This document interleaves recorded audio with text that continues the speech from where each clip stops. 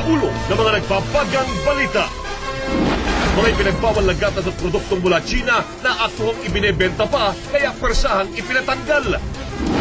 Panaderya at fast foods humirit ng kasiguraduhan sa BIFAD para matiyak na ligtas ang mga gatas. Pandesal, paliliitin, ibang tinapay, magmamahal. Isa pang rollback sa langis, inihirit.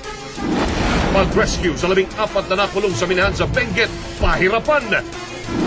Ilog sa Antique, umapaw, mga residente at estudyante, lumikas.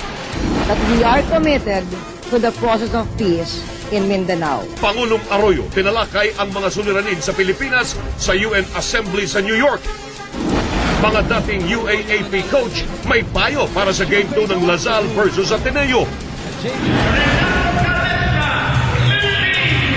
Pinoy, kampiyon sa World Bodybuilding sa Greece.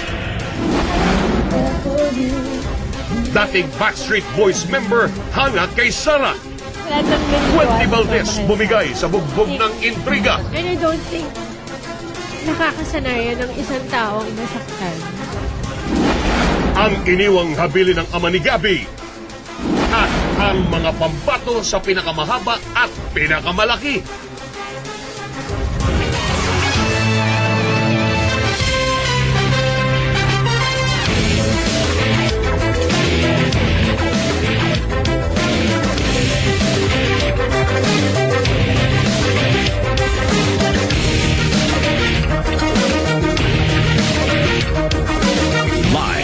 Mula sa ABS-CBN News Center, Manila, ito ang TV Patrol World!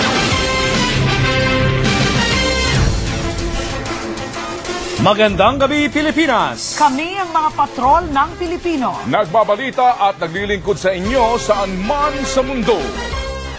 Makakasama natin mula sa iba't ibang panig ng Pilipinas sa inspeksyon ng Made in China products sa Divisoria, Maynila, sa Panaderya sa Dapitan at sa Baguio City sa update sa landslide at gumuhong minahan doon ang ating mga patrol ng Pilipino.